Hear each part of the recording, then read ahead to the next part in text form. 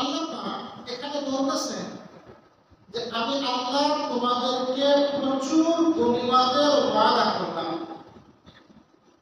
আপনাদের নিশ্চয় মনে আছে রাসূল হুদায়বিয়ার প্রান্ত থেকে একেবারে বিফল হয়ে মনে বড় আশা ছিল বাইতুল্লাহর তওয়াফ করতে পারছিল না।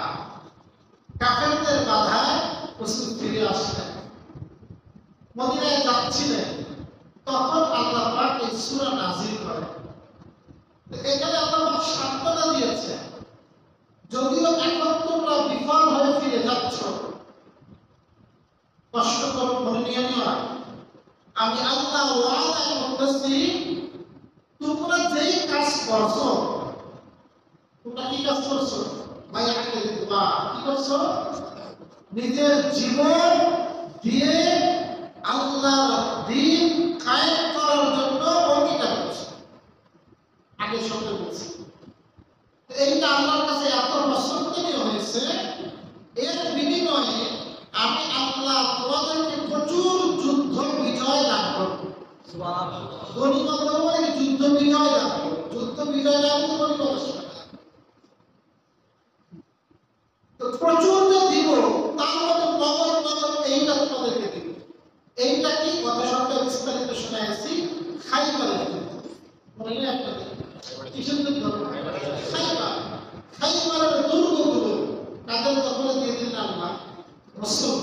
কাদের? এবং সেখানে নবীজি প্রচুর গনিমত পেয়েছে।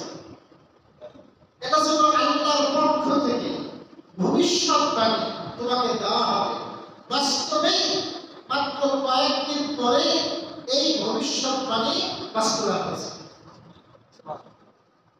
মনে পড়তেছেন আপনাদের খাইবারের যুদ্ধ? আল্লাহ বলেন ওয়াকাফা আইদিয়ান নাসি আনকুম, এবং তিনি লোকদের হাত বাধা দিয়েছেন তোমাদেরকে।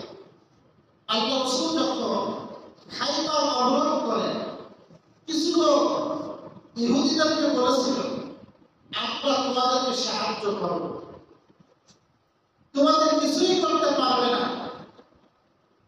কিন্তু পরবর্তীতে যখন রাসূল অবরোধ করে, ওদের অন্তরের মধ্যে এত ভয় এসে যায়, ওরা ইহুদিদেরকে সাহায্য করার জন্য আর রাস্তায় না। এই যে ওদের অন্তরের মধ্যে ভয়, ওদের হাতকে প্রতিহত করা, এটাও কি করছিলেন আল্লাহ। এই আয়াতগুলোর সাথে কথাগুলো না আসলে আপনারা বুঝবেন। যেহেতু ওয়াকাফা আইদিয়ান নাস, লোকদের হাত বাধা দিয়েছেন তোমাদের থেকে, সবাই কি বুঝে আসতেছে? তখন সেটা ব্যাখ্যা সামনে বুঝে আসবে। আল্লাহ বলেন এই যে বিজয় দিলাম কেন? ওয়ালিতাকুনা আয়াতান লিল মুমিনিন, যেন এটা হয় মুমিনদের জন্য একটা নিদর্শন। মুমিনরা যদি শতভাগ আল্লাহর উপরে ভরসা করে এবং শতভাগ আল্লাহর উপর ভরসা করে নিজের জীবন দেওয়ার জন্য প্রস্তুত হয়ে যায়, আমি আল্লাহ এই ক্ষুদ্র সাহাবীদের দলকে যখন বিজয়ী করেছি, কিয়ামত পর্যন্ত এমন ছোট ছোট দলকেও আমি বিজয় লাভ করব। এটা একটা ছোট্ট নিদর্শন। এর থেকে তোমরা শিক্ষা নাও, তোমরাও বিজয়ী হবে যদি সাহাবীরা যে শর্ত পূরণ করেছে সেই শর্ত তোমরা পূরণ করতে পারো। আজকে বিশ্বে যেখানে মুসলমানরা মার খাচ্ছে, বুঝতে হবে আল্লাহর সেই শর্ত পূরণে আমাদের ঘাটতি আছে। আমাদের কি আছে? ঘাটতি আছে। আমাদের ঘাটতি আছে। আমাদের ঘাটতি না থাকলে আল্লাহ কাইমার কোনো পরিবর্তন হয় না, আল্লাহর কথার কোনো কি হয় না? পরিবর্তন হয়। আমাদের ত্রুটির কারণে আল্লাহ পাক আমাদের বিজয় করছেন। আল্লাহ বলেন ওয়ায়াহদিয়াকুম সিরাতাম মুস্তাকিমা, তোমাদেরকে বিজয় কেন দিলাম? তোমাদেরকে সঠিক পথ রাস্তা দেখানো হলো। সঠিক পথে কি দেখানো হলো? এই যে তোমরা ছোট দল হয়েও মাত্র 1400 লোক মক্কার মুশরিকরা মিশে মারতে পারত, কিন্তু ওদের অন্তরের মধ্যে একটা ভয় দিয়ে দিলাম, ওরা তোমাদের সাথে সন্ধি করতে বাধ্য হলো। কি করতে বাধ্য হলো? ওরা মারামারি করতে সাহস করে সন্ধি করতে বাধ্য হয়েছে। এই যে তোমাদেরকে এই যে এক প্রকার বিজয়, তোমরা যেন এটা দেখে আরো বেশি এই ইসলামের পতাকা তলে থাকো, এই জন্য আমি এই বিজয়টা তোমাদেরকে দান।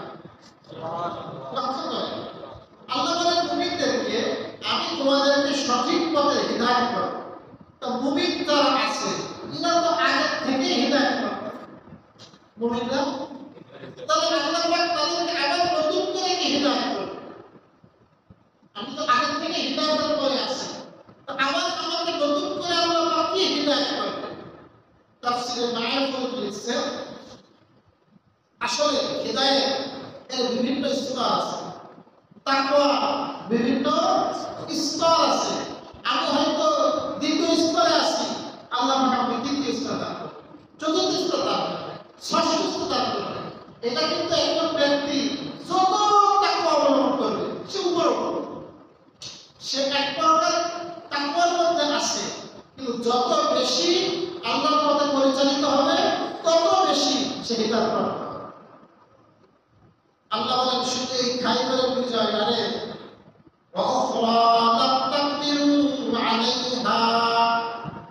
এবং আরো একটি যেই বিজয়ে তোমরা সক্ষম হও, তোমাদের ক্ষমতা নেই সেই বিজয় অর্জন করার, কিন্তু সেই বিজয়টাও আমি আল্লাহ তোমাদেরকে দিব।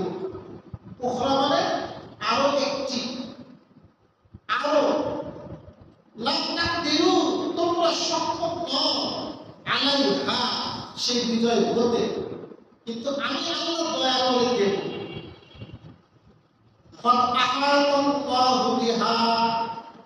আল্লাহ পাক সেই বিজয়কে তার নিয়ন্ত্রণে রেখেছেন। তাফসীর ইবনে কাসিরের বর্ণনা, উখরা এটা বলতে কি বুঝাইছেন আল্লাহ? অনেকগুলো মত আছে, তার একটা মত আছে হযরত কাতাদা রাদিয়াল্লাহু আনহু থেকে, এখানে উখরার উদ্দেশ্য হলো মক্কা বিজয়। বিজয় শুধু খাইবার বিজয় না, তুমি তো ঢুকতে পারলা না, তোমাকে ঢুকতে দেওয়ার অনুমতি দেওয়া হয়নি যে আসতে পারবে না, যাও চলে যাও। আমি আল্লাহ ওয়াদা করতেছি যেখানে তোমাকে ঢুকতে দেওয়া হয়নি ওই শহরের চাবি আমি আল্লাহ তোমার হাতে রাখবো। সেই শহরের নাম কি? আল্লাহু আকবার। ষষ্ঠ হিজরি রাসূলুল্লাহ চলে আসলেন, ওদের সাথে সন্ধি হলো 10 বছরের যুদ্ধ বিরতি। নবী তাদের উপরে হামলা করবে না, তারাও হামলা করবে না।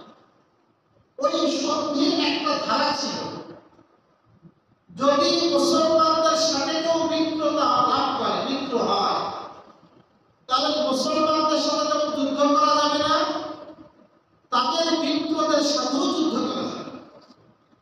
আবার কাফেরদের সাথে যদি কেউ মিত্র হয়, মিত্র হয় হালিফ করে আরবিতে, তাহলে মুসলমানরা মক্কায় যেমন হামলা করতে পারবে না, মক্কাবাসীদের যারা মিত্র তাদের উপরও হামলা করতে পারবে। এবং ওই ধারার মধ্যে ছিল সবাই উন্মুক্ত, যার যেটা মনে চায় সে তাদের সাথে মিত্রতা লাভ করতে পারে। এই যুদ্ধের ধারা ছিল, সন্ধির ধারা। এই ধারা মোতাবেক মক্কার পার্শ্ববর্তী দুইটা গোত্র,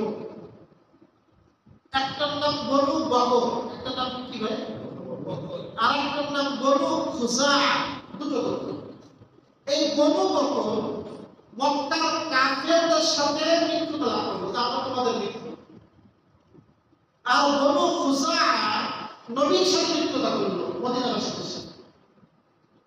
দুই লোক কিন্তু দুই গ্রুপে চলে গেছে। এখন আল্লাহর নবী বনু বকরের উপরে হামলা করতে পারবে না, যেহেতু কুরাইশের মিত্র। আবার কুরাইশরাও বনু খুজাআর উপরে হামলা করতে পারবে না, কারণ ওরা কার মিত্র? নবীজির মিত্র।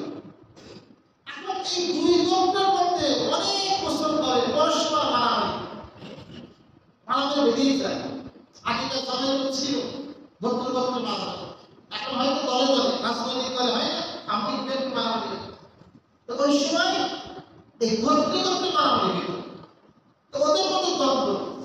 একদিন রাত্রবেলা বনু বকর বনু খুজার করে অতর্কিত হামলা করছে।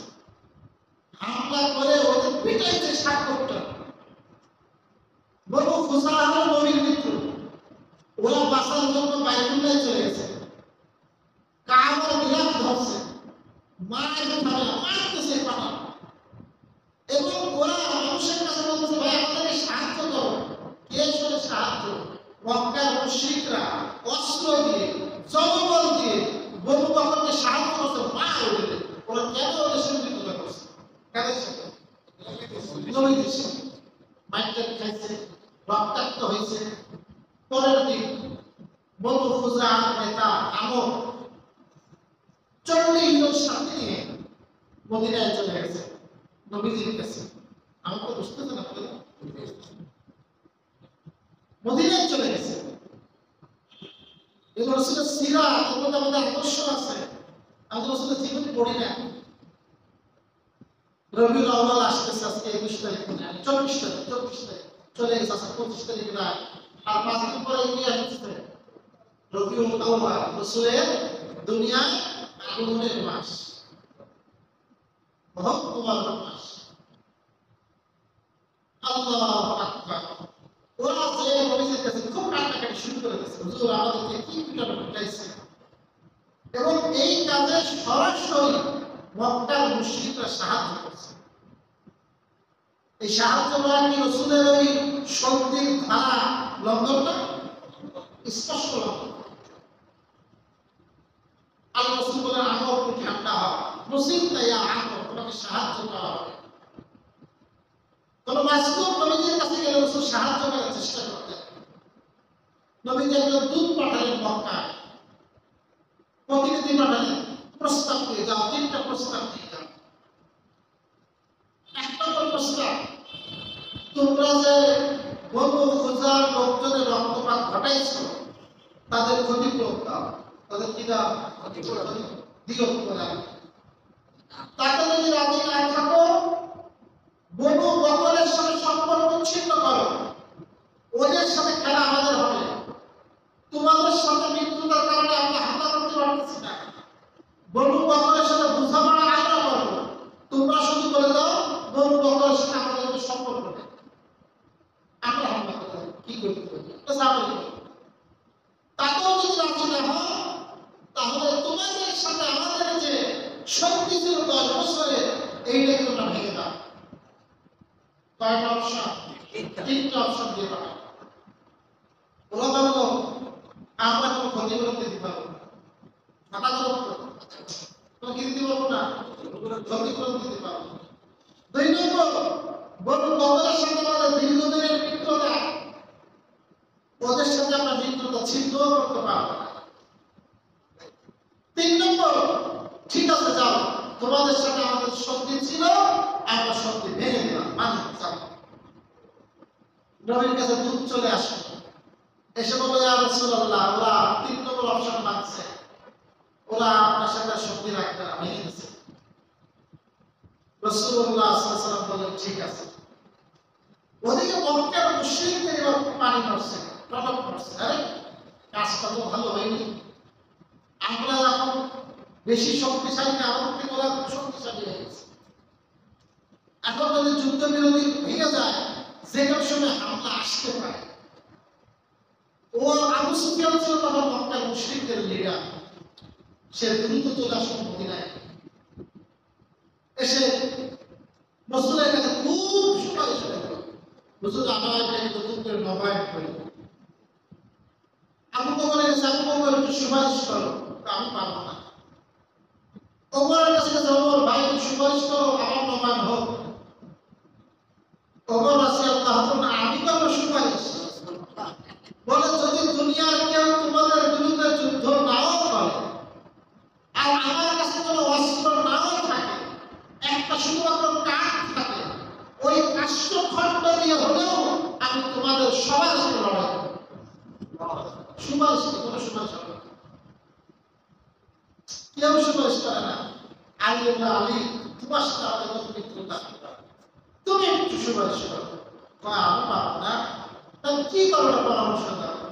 তুমি এক কাজ করো, মসজিদে নববীতে যে ঘোষণা দাও আমি সকলের নিরাপত্তা ঘোষণা করছি। আমি সরকারের কি ঘোষণা করতেছি? নিরাপত্তা। আমি সত্যি নবায়নের জন্য আসছি বলে কি করলে কি কোনো লাভ হবে? লাভ হবে কিনা বলতে পারি না, তখন অত না বলে উপায়ও নেই। ও আবু সুফিয়ান মসজিদে এসে বলে আমি সবার নিরাপত্তা ঘোষণা করতেছি, নবায়ন করতেছি বলে ও চলে গেছে। তো ওর বললে হবে না, আমার পক্ষে বলতে ঠিক আছে কি উত্তর না, কখন করতে হবে না, কোনো উত্তর নেই, সব বলে চলে গেছে। এবার মক্কায় গেলে সবাই বলতেছে কি করে আসে না, নবায়ন করতে পারছো? না, ভেঙে গিয়েছে, তাও তো হবে না, নবায়ন হয়নি, ভাঙা হবে। আমি বলে দিয়েছি তো উত্তরই আসে। আগে তোমার সাথে তো বড় চালাকি করছে, এখন আমরা যুদ্ধের প্রস্তুতি নেব না নিরাপদে বসে থাকবো? ওরা পেশা। এ থেকে আল্লাহ রাসূল বললেন আমরা হামলা করব, কিন্তু গোপন কাউকে বলে না। রাসূল আয়েশাকেও বলে না। রাসূল প্রস্তুতি নিচ্ছে গোপনে গোপনে। অন্য সময় বলে যে আমরা যাবো কোন জায়গায়। আবু বকর জানে, আবু বকর আয়েশার কাছে মা কি রে কোথায় যাবে? কারণ আমরা জানি না। দ্বিতীয় কি কি হয়েছে আব্বা আমি জানি না। এত গোপনে সে প্রস্তুতি নিলেন। প্রস্তুতি নেওয়া হয়ে গেল অষ্টম হিজরি। কত হিজরি? অষ্টম হিজরি মানে রাসূল মক্কা ছেড়ে নিজের মাতৃভূমি ছেড়ে গেছেন 8 বছর হয়ে গেছে। কয় বছর? 8 বছর আগে মাতৃভূমি ত্যাগ করছেন, ভিটে বাড়ি সব ত্যাগ করছেন। আর হুদায়বিয়ার সন্ধি হয়েছে প্রায় 2 বছর। অষ্টম হিজরি রমজান মাস, 10ই রমজান। রাসূল 10,000 সাহাবীর বিশাল বাহিনী নিয়ে রওনা হয়ে রমজান মাসে রোজা রাখা অবস্থা। এরপর আল্লাহ রাসূল সাল্লাল্লাহু আলাইহি ওয়াসাল্লাম একেবারে মক্কা 22 কিলোমিটার দূর মারুজ সাহারা জায়গাটা, মারুজ সাহারা, এই জায়গায় যাত্রা বিরতি করলেন। রাত্রবেলার মধ্যে সব মশাল ধরাই দাও, প্রত্যেকে বাতি জ্বালা। মরুভূমির মধ্যে যদি 10,000 বাতি জ্বলে মনে হবে কত? তো পুরা ইস্তেমা ময়দান দেখছেন না? ওই টঙ্গীর ইস্তেমা ময়দানের মধ্যে দেখি পুরো খালি বাতি জ্বালা, বিশাল জায়গা, তা পুরো মাঠ শুধু বাতি জ্বালা। ওদিকে আবু সুফিয়ান প্রায় দিনে রাতে উকি মারত, দেখলো হাঁটা হয় অনেক রাত। এক রাতে ওর বন্ধু হুদায়ব ইবনে ওয়ারকা আর এক বন্ধু হাকিম ইবনে হিজাম, 3 জন। এই 3 জন উকি মারতেছে, দেখে আগুন আর আগুন বললেন না কিসের আগুন? আকার আগুনের মতো লাগে। বলে না, তাকে বলে বন্ধু খোঁজা প্রতিশোধ দিতে আসছে। বলে ওরা তো সংখ্যা এত হবে না। এই আলাপ করতেছে নবীর সাহাবীরা ওই 3 জন ধরে গেছে। দলনেতা কিন্তু মক্কা মুশরিকদের আবু সুফিয়ান 3 জনে ধরে নিয়েছে, আল্লাহর নবীর দরবারে পেশ করছে। পেশ করলে আব্বাস রাদিয়াল্লাহু তাআলা তখন ছিলেন। আব্বাসকে রাসূল বললেন আবু সুফিয়ানকে এখন নিয়ে যাও, ওর সাথে সকালে কথা বলবে। আর বাকি যে 2 জন ছিল তাৎক্ষণিক কাহিনী হয়ে মুসলমান হয়ে গেছে। সুবহানাল্লাহ, কি হয়েছে? মুসলমান হয়ে গেছে সাহাবী রাদিয়াল্লাহু তাআলা। আবু সুফিয়ান মুসলমান হচ্ছে না। রাত্রবেলা সকাল হয়েছে, সকালবেলা নবীর কাছে আবার নিয়ে আসছে। তো রাসূল বলেন আবু বকর, ওই আবু সুফিয়ান এখনো কি সময় হয়নি? হক চেনার এখনো সময় হয়নি। যখন কথা বলছে ও বুঝছে সময় আসলে হয়ে গেছে। তো ইয়া রাসূলুল্লাহ, সাক্ষ্য দিচ্ছি আপনি আল্লাহর সত্য নবী, আল্লাহ ছাড়া কোনো উপাস্য না। আবু সুফিয়ান মুসলমান হয়ে গেছে, সারা জীবন ইসলামের বিরোধিতা করছে, আর আজকে আবু সুফিয়ান কি হয়ে গেছে? আবু সুফিয়ান মুসলমান রাদিয়াল্লাহু তাআলা। আব্বাস বললেন ইয়া রাসূলুল্লাহ, এখন আবু সুফিয়ানের নেতৃত্ব আছে, ওর শ্রেষ্ঠত্ব বোঝায় এমন কিছু করে রাসূল বললেন যদি কোনো ব্যক্তি আবু সুফিয়ানের ঘরে আশ্রয় নেয় ওই ব্যক্তি নিরাপদ। কার ঘরে আশ্রয় নিলে? আবু সুফিয়ান। আবু সুফিয়ান বলল আমার ঘর ছোট, কয়েকজন ঢুকবে। ঠিক আছে, যারা বাইতুল্লাহ চত্বরে আশ্রয় নেবে তারাও বলে তাও ধরবে না। বলে যারা নিজের ঘরের দরজা বন্ধ করে দেবে তারাও তাদের কিছু বলা হবে না। এরপর আবু সুফিয়ান আগে চলে গেল।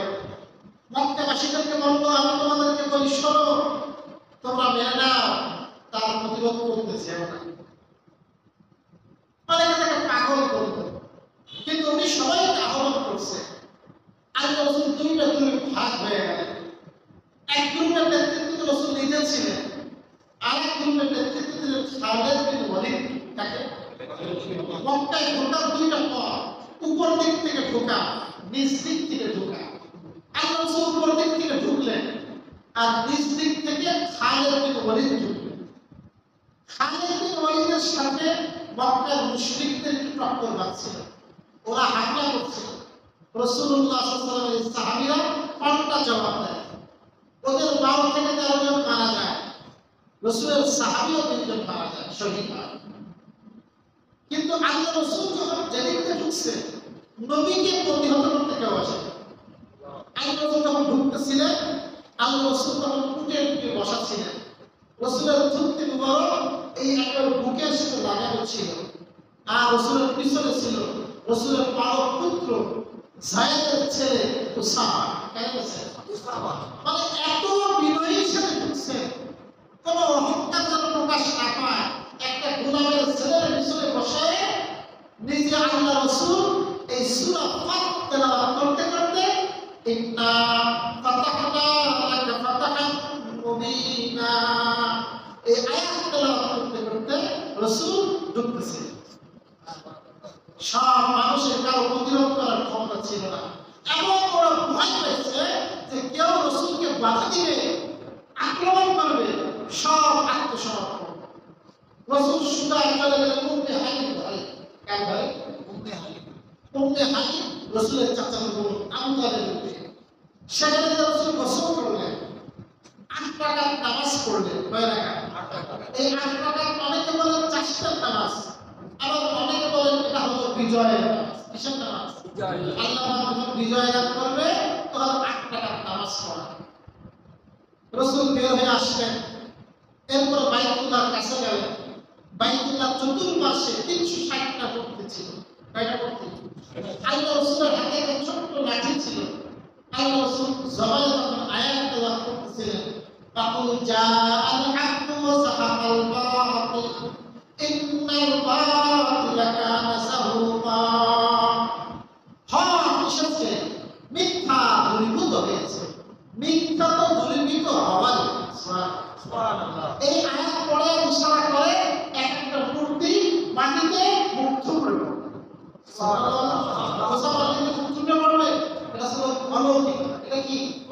360টা মূর্তিকেই রাসূল ভেঙে দিলেন, সব ভাঙচুর হয়ে গেল। মক্কা বিজয়ের সাথে সাথে প্রথম কাজ হয়েছিল মক্কার চতুর্পাশে যত মূর্তি ছিল এই মূর্তিগুলোকে সবার আগে ভাঙা হয়েছে। কয়টা মূর্তি? 360টা মূর্তি। সেই বুখারী বর্ণনা। এরপর আল্লাহ রাসূল বাইতুল্লাহ ঢুকবেন, তখন সামনে নিলেন এক গোলামকে, বিলাল, আর তার সাথে ছিলেন উসামা। রাসূল বলেন চাবি আনো। উসমান ইবনে তালহা ওর কাছে চাবি ছিল, ও তখন মুসলমান না, চাবি দিয়েছে। রাসূল বাইতুল্লাহ ঢুকলেন, ভিতরে বিভিন্ন মূর্তি ছিল। হযরত ইব্রাহিমের ছবি আঁকা ছিল, ইসমাঈলের ছবি আঁকা ছিল, তাদের হাতে লড়াইয়ের তীর ছিল। আল্লাহ রাসূল সাল্লাল্লাহু আলাইহি ওয়াসাল্লাম সবগুলো ভেঙে ফেললেন। ইব্রাহিমের মূর্তিও ভেঙে ফেললেন, ইসমাঈলের মূর্তিও ভেঙে ফেললেন। তাহলে মূর্তি একটা হালাল আরেকটা হালাল। বুঝলেন তো? অমুক একটা হালাল, একটা হারাম। ইসলাম সকল মূর্তি হারাম। বঙ্গবন্ধুটা হারাম, আর জিয়াউর রহমানটা হারাম। তা দুটোই হারাম, সকল মূর্তি হারাম। মূর্তি ইসলামে হারাম। বুঝলেন? ইসমাঈলটাও ভাঙলেন, ইব্রাহিমটাও ভাঙলেন। সবকিছু জমজমের পানিতে ধুইলেন। বাইতুল্লাহর ভিতরে 6টা খুঁটি আছে। কয়টা খুঁটি? আমাদের এখানে একটা খুঁটি আছে। বাইতুল্লাহর ভিতরে কয়টা খুঁটি? 6টা। মানে আগের তো 6টা খুঁটি। 2 লাইন, প্রথম লাইনে 3টা, পরের লাইনে 3টা। রাসূল দরজাতে ঢুকেই একটা সামনের কাতারে চলে আসলেন। কোন কাতারে? সামনের কাতারে। আর সেই সামনের কাতারে, পিছনের কাতারে তো নামাজ লোক মাত্র 3 জন। হিসাব করলে তো পিছনেও পড়া যায়। রাসূল পিছনে পড়া সামনের কাতারে। কিছু বলা যায় আইসা পিছনে বসে। কি আসতো? ফাঁকা আছে সামনে। মানে রাসূলের সুন্নতে ভালোবাসা নেই। রাসূল বলেন, লোকেরা যদি জানতো প্রথম কাতারে নামাজ পড়ার কি ফজিলত, এরপরে কোনো উপায় না থাকতো লটারি করা ছাড়া, ওরা লটারি করতো প্রথম কাতারে নামাজ। সুবহানাল্লাহ। আমাদের লটারি কি করা যায়? শেষের কাতারে নামাজ। বুঝলেন ভাই? নামাজ সংখ্যা প্রথম কাতারে পড়ে। এখানে সব বেশি, রহমত বেশি। কোন কাতারে? প্রথম কাতারে। তাই বলে আয়াতুল কে পিছনে দিয়ে যাবে। জায়গা থাকলে সামনে বসবে, ধান দিলে সামনে আসবে। এটা বিষয়। আল্লাহ রাসূল ঢুকলেন, বাম পাশে 2 খুঁটি, ডান পাশে 1 খুঁটি, মাঝখানে দাঁড়িয়ে 2 রাকাত নামাজ পড়লেন। বাইতুল্লাহর চতুর্পাশে তাকবীর করলেন, আল্লাহু আকবার, আর দোয়া করলেন। এরপরে বের হলেন। সব মানুষ বাইতুল্লাহ চত্বরে সমবেত। সব হয়ে বিদ্যমান কি হবে আজকে কপালে? আজকে কপালে দুঃখ আছে। নামাজটাও ঠিক মতো পড়তে দিলায়, নামাজ পড়ছে, উঠে গাড়ি করে পিঠে করে দিচ্ছে। রাস্তাতে হেঁটে গেছে, চাদর ধরে এমন টান দিছি, জিহ্বা বের হয়ে গেছে। আল্লাহ রাসূলের শ্বাস বন্ধ হওয়ার উপক্রম হয়েছে। কত গালি দিচ্ছি, কত টাকা পিছিয়ে রাখছি, এমনকি হত্যার চক্রান্ত করেছি। তাকে তার মাতৃভূমি থেকে বিতাড়িত করছি, তার সাহাবীদের হত্যা করছি, তার সাহাবীদেরকে জুলুম করছি। আমাদের কপালে আজকে দুঃখ আছে। সব ভীত সন্ত্রস্ত। রাসূল তখন একটা খুতবা দিলেন। খুতবার এক অংশে বললেন, আমার তারাও না, আমি ফাইলুম বিকুম। তোমরা কি মনে করো আজকে আমি তোমাদের সাথে কি আচরণ করব? কি আচরণ করব? তোরা বললো, আচ্ছা আপনি কারীম, ওয়াইন আখি কারীম, আপনি আমাদের প্রিয় ভাই, সম্মানিত ভাই, সম্মানিত ভাইয়ের ছেলে। কত পাপ করছে আপনি, সম্মানিত ভাইয়ের ছেলে। রাসূলুল্লাহ সাল্লাল্লাহু আলাইহি ওয়াসাল্লাম বললেন, লা তাসরিবা আলাইকুম ইয়াউম, তোমাদের প্রতি আজকের দিনে আমার কোনো অভিযোগ নেই। ইযহাবু আনতুম তুলাকা, সবাই চলে যাও, আজকে তোমরা সবাই শান্তি। সুবহানাল্লাহ। রাসূলুল্লাহ সাল্লাল্লাহু আলাইহি ওয়াসাল্লাম মাত্র 5 জন ব্যক্তি, মাত্র 5 জন, এরা ছিল খুনি। এটা ছিল কি? খুনি। খুনি। ওই 5 জন ব্যক্তি বাদে মোট 15 জন ছিল লিস্টে। ওই 15 জনের বাকিরাও মুসলমান হয়ে যায়। ওই 5 জন ব্যক্তি ছাড়া প্রত্যেকটা ব্যক্তিকে আল্লাহ রাসূল ক্ষমা ঘোষণা করেন। সুবহানাল্লাহ। সাধারণ ক্ষমা ঘোষণা করেন। সবাই ক্ষমা প্রাপ্ত হয়ে যায় এবং দলে দলে সব নিজের পক্ষ থেকে রাসূলের কাছে এসে মুসলমান হয়ে যায়। ইদা জাআ নাসরুল্লাহি ওয়াল ফাতহ ওয়া রাআইতান নাসা ইয়াদখুলুনা ফি দীনিল্লাহি আফওয়াজা, যখন বিজয় আসবে, সফলতা আসবে, আপনি লোকদেরকে দেখবেন দলে দলে আসবে আপনার কাছে। ওয়া রাআইতান নাস, লোকদেরকে দেখবেন ফি দীনিল্লাহ, আল্লাহ ধর্মে দীক্ষিত হচ্ছে, আফওয়াজা, কিভাবে? দলে দলে মুসলমান হয়ে গেছে। এই যে বিজয়টা আপনারা ঘিরেন বলেন, এই যে একেবারে মাসলুম একটা দল, আল্লাহ সুবহানাহু ওয়া তাআলা একবার বলতে গেলে বিনা রক্তপাতে, বলতে গেলে একটা প্রায় বিনা রক্তপাতে আল্লাহ রাসূলের হাতে বাইতুল্লাহ সহ পুরো মক্কার চাবি কেড়ে করলেন। আল্লাহ বলেন, ওয়া লাম তাকদিরু আলাইহা, আরো একটা বিজয়, যে বিজয় তোমরা সক্ষম নও। কদ আহাতাল্লাহু বিহা, কিন্তু সেই বিজয়টা রয়েছে আল্লাহ তাআলার নিয়ন্ত্রণে। এই উখরা দ্বারা হযরত খাদিজা বলে কোন বিজয়ের উদ্দেশ্য? মক্কা বিজয়। আবার অনেক মুফাসসির বলেছে শুধু মক্কা বিজয় না, কিয়ামত পর্যন্ত বিভিন্ন বিজয় আল্লাহ পাকের মধ্যে রাখছে। তোমাদের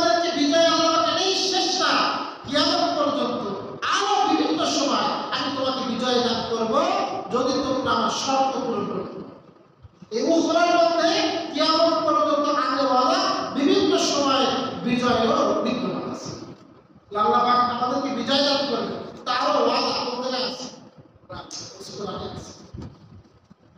ওয়া কানা আল্লাহু আলা কুল্লি শাইইন কাদিরা, এবং নিশ্চয় আল্লাহ তাআলা সকল বিষয়ে ক্ষমতাবান। কে ক্ষমতাবান? আল্লাহ। সব বিষয়ে ক্ষমতাবান কে? আল্লাহ। কে? আল্লাহ বলেন। আপনারা তো বলেন কি? জানো না সকল ক্ষমতা উৎস বলেন না? জনগণ কি? সকল ক্ষমতার উৎস। কিন্তু আল্লাহ বলেন সকল ক্ষমতার উৎসকে আল্লাহ। আল্লাহ সুবহানাহু ওয়া তাআলা যা কিছু বললাম আমাকে বুঝার তৌফিক দান করুন। আমিন।